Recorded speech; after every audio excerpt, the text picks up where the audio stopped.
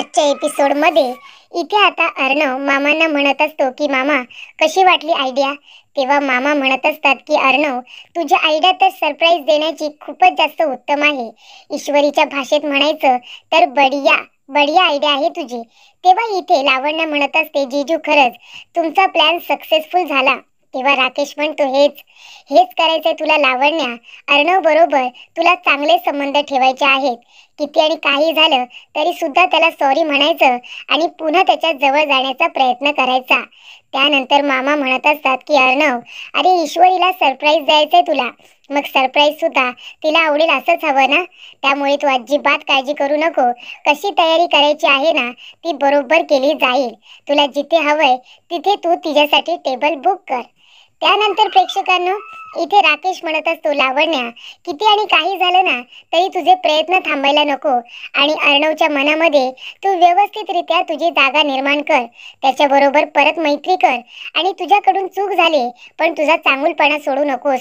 त्यालाही वाटलं पाहिजे की लावण्य जरी चुकली असली तरी सुद्धा तिच्यामध्ये सुधारणा झालेली आहे. ही आता अर्णवला दिसू दे तुझ्यातला चांगुलपणा, असं राकेशने सांगितलेलं असतं. तेव्हा लावण्य म्हणते, जीजू आता तुम्ही बघाच मी काय करते ते. ARच्या मनामध्ये जागा निर्माण करते आणि त्याचबरोबर त्यांची ट्रीट सुद्धा खराब करते. आणि तेव्हा प्रेक्षकांनो, इथे आता राकेशच्या सांगण्यावरून लावण्या पुन्हा एकदा अर्णव ईश्वरीची ट्रीट खराब करणार असते. तर इथे मामा म्हणत असतात की अर्णव, बरं ठीक आहे, तुला हवंय तिथे मी आता बुकिंग करतो हा. तेव्हा इथे लावण्य येत त्यांनी म्हणत असते, कसलं बुकिंग करताय तुम्ही, काय बोलणं चाललंय. तेवढ्यातच अर्णव आणि मामा दोघेही गप्प बसतात. तेव्हा लावण्य म्हणते, सॉरी ते मी मध्येच येऊन बोलले. तसंही मी घरीच चालले होते, तुमचे शब्द कानावरती पडले म्हणून मी विचारलं कोणी कुठे बाहेर चाललंय का. तेव्हा लावण्य म्हणते, नाही ठीक आहे, सांगायचं नसेल तर काही हरकत नाही. तेव्हा मामा म्हणतात, नाही ग असं काही नाहीये. इथे अर्णव ईश्वरीला ट्रीट देतोय ना, तर कुठल्या हॉटेलमध्ये जायचं, कुठे बुकिंग करायचं त्याबद्दलच आम्ही बोलत होतो. तेव्हा लावण्य म्हणते, यार तुझी जर काही हरकत नसेल तर मी तुझ्यासाठी बुकिंग करू का. 5 स्टार हॉटेलमध्ये तुझ्यासाठी एक टेबल रिझर्व ठेवायला सांगते आणि तिथे म्युझिशियन वगैरे मी बोलावते. प्लीज मला एवढं तरी करू दे ना. जर मी हे सगळं तुझ्यासाठी आणि ईश्वरीसाठी केलं तर मला सुद्धा बरं वाटेल. तेव्हा मामा म्हणतात की लावण्या, त्या नवरा बायको मध्ये आपण कशाला पडायचं ना. तेव्हा लावण्य म्हणते, नाही मामा प्लीज, मी काही तिथे जाणार वगैरे नाहीये, फक्त सगळी तयारी अरेंजमेंट मी करून ठेवणार. तेव्हा अर्णवने लावण्याला परवानगी दिलेली असते. त्यानंतर प्रेक्षकांनो, ईश्वरी म्हणत असते की आधी तर मी सरांना म्हणाले गाडीवरचा चायनीज खूपच छान लागतो ते, असं तर मी सरांना म्हणत होते ठेल्यावरचा चायनीज चांगला लागतो. मग आता 5 स्टार मध्ये जायला तयार झाले तर सरांना आश्चर्य वाटणार नाही का. तेव्हा प्रेक्षकांनो, अर्णव येतो आणि म्हणत असतो, मी सिंदूर, मला तुझ्याशी थोडं बोलायचंय आणि प्लीज ऐकून घे आणि आयडिया नाही आवडली ना तर रिॲक्ट हो. आधीच रिॲक्ट व्हायची गरज नाहीये, कळलं तुला. तेव्हा इथे ईश्वरी म्हणत असते, सर त्याआधी मला सुद्धा तुमच्याशी काहीतरी बोलायचं आहे. तेव्हा अर्णव म्हणतो, हे बघ आधी मी बोलणार कारण मी तुझ्याजवळ इथे टॉपिक सुरू केलाय. तेव्हा ईश्वरी म्हणते, ते काही असू दे सर, पण बोलणार आधी मीच आणि मी काय सांगते ते ऐका.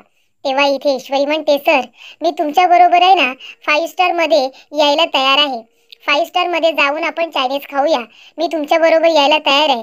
तेव्हा अर्णव म्हणतो, काय म्हणजे मगाशी तर म्हणत होतीस की तुला त्या ठेल्यावरचा चायनीज खूप आवडतो म्हणून गाडीवरचा चायनीज हवाय, तोच खूप छान लागतो असं म्हणाली होतीस ना, आणि आता तू 5 स्टारला यायला तयार आहेस. तू पण ना मी सिंदूर खूपच जास्त कप्रिशियस आहेस. तेव्हा ईश्वरी म्हणते, काय काय म्हणालात मला, कप्रिशियस म्हणजे मी तुमच्या बरोबर 5 स्टारला यायला तयार आहे तर माझा नवरा कौतुक करायचं सोडून इथे मला अनापशना बोलतोय. इंग्लिशमध्ये काय म्हणालात तुम्ही आता, मला काहीतरी वाईट बोललात ना. नाही नाही माहितीये मला, तुम्हाला काय वाटलं माझी इंग्लिश एवढी वाईट आहे असं वाटलं तुम्हाला. मला कळलं तुम्ही मला इंग्लिशमध्ये कप्रिशियस म्हणालात ना. तेव्हा इथे ईश्वरीला वाटतं कप्रिशियस म्हणजे खूपच चुकीचा शब्द आहे, तिला काहीतरी अनापशना बोललाय. तेव्हा इथे ती किचन मध्ये आलेली असते. अंजली म्हणते, काय ग ईश्वरी काय झालं, चिंटू तुला ट्रीट देणार आहे ना, कुठे जायचं ठरलंय तुमचं. तेव्हा इथे ईश्वरी म्हणत असते की हो, ते तर मला ट्रीट देणारच आहेत आणि मी पण चालले ना त्यांच्या बरोबर 5 स्टारला. तेव्हा इथे अंजली म्हणते, का तुला 5 स्टारला जायचं नाहीये का. तेव्हा ईश्वरी म्हणते, नाही तसं नाहीये, त्यांना आवडतं ना 5 स्टार वगैरे आणि मी जर तिथे गेले नाही तर उगाच मग सगळा राग माझ्यावरती काढतील, त्यांची ट्रीट पूर्ण नाही झाली तर, म्हणून त्यांना जे हवंय तेच मी करणार आहे. तेव्हा अंजली म्हणत असते, तुम्ही पण ना खूपच जास्त क्यूट कपल आहात. म्हणजे इथे वरवर भांडता पण मनातून एकमेकांची फक्त काळजीच करता. तेव्हा ईश्वरी म्हणत असते, अंजली ताई तुम्ही मला सांगा हो, कप्रिशियस म्हणजे काय? अर्णव सर मला कप्रिशियस म्हणाले, हा काहीतरी वाईट शब्द आहे ना, सांगा बरं. तेव्हा इथे आता अंजली म्हणत असते की हिला जर आता या शब्दाचा अर्थ सांगितला तर पुन्हा या दोघांमध्ये भांडण होईल. तेव्हा अंजली म्हणते, नाही अगं, या शब्दाचा अर्थ वाईट नाहीये. कप्रिशियस म्हणजे छान, म्हणजे तो तुला छान म्हणाला, खूपच सुंदर, याचा अर्थ असा होतो. तेव्हा ईश्वरी म्हणते, अच्छा, म्हणजे मी 5 स्टार हॉटेलला जायला तयार झाले म्हणून सरांना ही गोष्ट आवडली आणि त्यांनी माझं कौतुक केलं, छान म्हणाले, कप्रिशियस म्हणजे छान. त्यानंतर प्रेक्षकांनो, इथे आता अंजली हिने मुद्दामूनच तिला त्या शब्दाचा अर्थ सांगितलेला नसतो, कारण ईश्वरी आणि अर्णवमध्ये पुन्हा भांडण होता कामा नये म्हणून. त्यानंतर प्रेक्षकांनो, इथे ईश्वरी म्हणत असते, चला सर आपण निघूया, उगाच उशीर व्हायला नको. आणि ती दरवाजा उघडत असते. तेव्हा अर्णव म्हणतो, मी सिंदूर, अगं दरवाजा उघडू नकोस. तेव्हा ईश्वरी म्हणते, का सर, प्रत्येक वेळेला तुम्हीच दरवाजा उघडला पाहिजे असा काही नियम नाहीये सर, मी पण उघडू शकते, या तुम्ही बसा. तेव्हा इथे अर्णव म्हणतो, नाही बसू शकत, कारण आपल्या गाडीचा टायर बघ पंक्चर झालाय ना. तेव्हा ईश्वरी म्हणते, अरे देवा, आता काय करायचं आपण? आपल्या गाडीचा टायर तर पंक्चर झाला, आता आपण कसं काय जायचं सर ट्रीटसाठी? तेव्हा प्रेक्षकांनो, अर्णवने स्वतःहूनच गाडीची हवा काढलेली असते, टायर पंक्चर केलेला असतो. त्यानंतर अर्णव ईश्वरी जायला निघालेले असतात. तेवढ्यातच राकेश लावण्याला फोन करतो आणि म्हणत असतो, लावण्य अगं कुठे आहेस तू? तू गाडी घेऊन येणार आहेस ना? तेव्हा लावण्य म्हणते, हो जिजू, ही काय मी गाडी घेऊन निघालेच, ते लोक बाहेर आलेत का? तेव्हा राकेश म्हणतो, ते दोघे जण तयार होऊन बाहेर येऊन थांबले सुद्धा, तू लवकरात लवकर ये बरं. तेव्हा इथे लावण्य म्हणते, हो जिजू, मी लगेच आलेच. त्या दोघांची ट्रीट कशी खराब होईल ना, याकडे मी जास्त लक्ष देणार आहे. त्यांना मी माझ्या गाडीतून आता हॉटेलपर्यंत घेऊन जाणार आहे आणि तिथे गेल्यानंतर मीच त्या दोघांच्या बरोबर असणार आहे, असा लावण्याने प्लॅन केलेला असतो. तेव्हा इथे ईश्वरी म्हणते, सर आता काय करायचं? गाडीचा टायर पंक्चर झाला, मग आपण कुठे जायचं? कारण का आपल्या सगळ्या गाड्या तर बाहेर गेल्यात, ही एकच गाडी होती तुमची इथे. तेव्हा अर्णव म्हणतो, मी सिंदूर, तू कशाला काळजी करतेस, तिकडे बघ ना. आणि इथे अर्णव आता स्कूटी दाखवतो. तेव्हा ईश्वरी म्हणते, काय स्कूटी? सर आपण या स्कूटीवरून जाणार आहोत. सर तुम्ही आज माझा दिवस आहे ना एकदम बढिया केलात, एकदम बढिया. मला तर माझे जुने दिवस आता परत आठवत आहेत सर. म्हणजे तेव्हा मी स्कूटी चालवायचे ना, तेव्हा मला किती मज्जा यायची सर. तेव्हा इथे ईश्वरी म्हणत असते, सर आज तर तुम्ही माझ्या सगळ्या इच्छा पूर्ण करताय, मला तर खूप बढिया वाटतंय. आता तुम्ही एवढं सगळं केलेत माझ्यासाठी, मग अजून एक गोष्ट माझ्यासाठी कराल का प्लीज सर? तेव्हा अर्णव म्हणतो, बोल ना, काय बोलायचंय तुला? तेव्हा ईश्वरी म्हणते, सर आज ही गाडी सुद्धा मीच चालवणार, प्लीज सर. तुम्हाला तर माहिती आहे मी गाडी किती छान चालवते, हो ना? तेव्हा अर्णव म्हणतो, ठीक आहे, तू गाडी चालवू शकतेस. तेव्हा ईश्वरी म्हणते, काय बढिया सर, आज तुम्ही माझ्या सगळ्या इच्छा पूर्ण करताय, तुम्ही खरंच खूप कप्रिशियस आहात, माझा नवरा खूपच जास्त चांगला आहे. त्यानंतर प्रेक्षकांनो, इथे आता अर्णवला आठवतं ईश्वरी कशा पद्धतीने गाडी चालवते आणि अर्णव मनामध्ये म्हणत असतो की मी सिंदूर सारखी सारखी माझा नवरा का म्हणते, असे सकाळपासून 5 वेळा माझा नवरा असं म्हणाली. त्यानंतर ईश्वरी आता हेल्मेट वगैरे घालते आणि इथे गाडीवरती बसलेली असते. तेव्हा अर्णवने ईश्वरीच्या खांद्यावरती हात ठेवलेला असतो. तेव्हा अर्णव म्हणतो, मी सिंदूर, मी मागे पकडलं होतं पण मी पडेन म्हणून मी तुझ्या इथे खांद्याला पकडलं, सॉरी हा, मी पुन्हा मागेच पकडतो. तेव्हा ईश्वरी म्हणते, नाही सर नको, मागे पकडून तुम्हाला बसता येणार नाही, तुम्ही माझ्या इथे खांद्याला पकडू शकता. त्यानंतर प्रेक्षकांनो, अर्णव ईश्वरी आता गाडी न घेता, गाडीमधून न जाता इथे स्कूटीवरती गेलेले असतात. तेव्हा प्रेक्षकांनो, हे सगळं अर्णवने ईश्वरीसाठी केलेलं असतं. तेवढ्यातच इथे लावण्या घाईघाईने येते आणि म्हणते, यार कुठे आहे? तेव्हा सगळेजण म्हणतात की अर्णव ईश्वरी बाहेरच होते ना. तेव्हा लावण्या म्हणते, सॉरी पण मी बाहेरूनच आता आली आहे ना, ते दोघे जण बाहेर नाही आहेत. तेव्हा इथे मामी म्हणत असतात, अगं अर्णव बळजबरीच्या सुनबाईंना घेऊन आता कुठेतरी ट्रीट देण्यासाठी गेलाय, पण तो बाहेरच उभा होता. लावण्य म्हणते, नाही मामी, कुणी नाहीये तिथे, उलट मीच माझी गाडी घेऊन त्यांना इथे घेण्यासाठी आले होते ना. त्यानंतर प्रेक्षकांनो, इथे आता राकेश म्हणत असतो की लावण्या, अगं ते दोघे जण बाहेर उभे होते, मला वाटलं तुला भेटतील, कारण ती बिचारी इथे स्वतःची गाडी घेऊन आली आहे अर्णव ईश्वरीला त्या ठिकाणी घेऊन जायला. तेव्हा मामा म्हणतात, पण हिला कसं माहिती किंवा तुम्हाला कसं माहिती की अर्णव ईश्वरीच्या गाडीचा टायर पंक्चर झालाय ते आणि त्यांना गाडीची गरज आहे, हे तुम्हाला कसं माहीत जावई बापू? तेव्हा राकेश म्हणतो, मला मामीने सांगितलं की गाडीचा टायर पंक्चर आहे म्हणून लावण्य घेण्यासाठी येणार आहे म्हणून. तेव्हा प्रेक्षकांनो, इथे आता मामा विचारतात, वल्लरी तुला कोणी सांगितलं ग? तेव्हा वल्लरी म्हणते, मला लावण्याने सांगितलं. तेव्हा प्रेक्षकांनो, मामा म्हणतात की हे बघा, तुम्हाला काळजी करायचं कारण नाहीये. अर्णव ईश्वरी त्यांना जिथे पोहोचायचं होतं तिथे पोहोचले सुद्धा. तेव्हा कृपया तुम्ही कुणीही त्यांची काळजी करू नका. ते दोघे जण अगदी व्यवस्थित आहेत, एकत्र आहेत. आणि लावण्या, अगं तू आता आलीच आहेस तर जेवायला बस ना, आमच्या बरोबर जेवून घे. तेव्हा लावण्य म्हणते, नाही नको मामा, तशी मला ऑफिसची खूप कामं आहेत, मला निघायला हवं. तेव्हा प्रेक्षकांनो, राकेश म्हणत असतो की या मामाने नक्कीच प्लॅन मध्ये काहीतरी बदल केलाय.